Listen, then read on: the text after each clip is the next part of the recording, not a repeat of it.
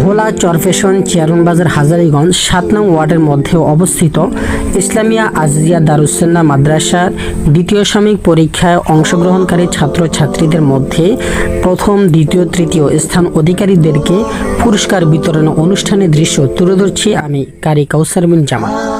এখানে আরও উপস্থিত রয়েছেন জনাব আলহাজ হজরত মাওলানা ফরিদুদ্দিন সাহেব মুদ্দাজুল্লাহ আলী মুহতামিম অত্র মাদ্রাসা।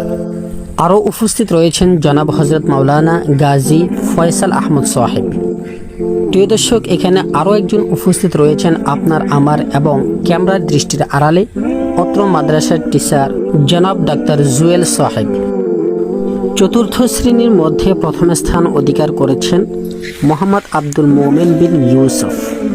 পুরস্কার প্রদান করেছেন জনাব আলহাজ হজরত মাওলানা ফরিদুদ্দিন সাহেব মুহতামিম অত্র মাদ্রাসা।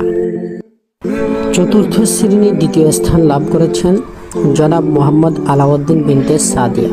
পুরস্কার তুলে দিচ্ছে আমি অধম কারি কাউসার বিন জামাল।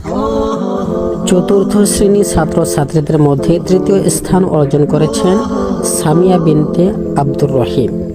পুরস্কার প্রদান করছেন জনাব হজরত মাওলানা গাজী ফয়সাল আহমদ সাহেব। তৃতীয় শ্রেণীর ছাত্রছাত্রীদের মধ্যে প্রথম স্থান অধিকার করেছেন আমিনা বিনতে জনাব মাকসুদ।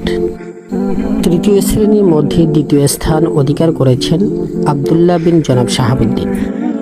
তৃতীয় শ্রেণীর মধ্যে তৃতীয় স্থান অর্জন করেছেন তানজিলা বিনতে জনাব তৈয়ব মাহাজন।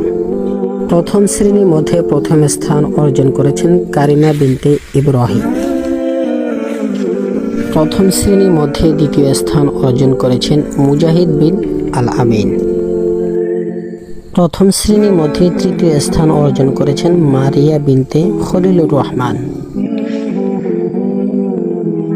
মাদ্রাসার সাথে সুসম্পর্ক এবং উস্তাদের সাথে সুন্দর আচরণের বিনিময়ে পুরস্কার পাচ্ছেন সোহান বিন সোহাগ।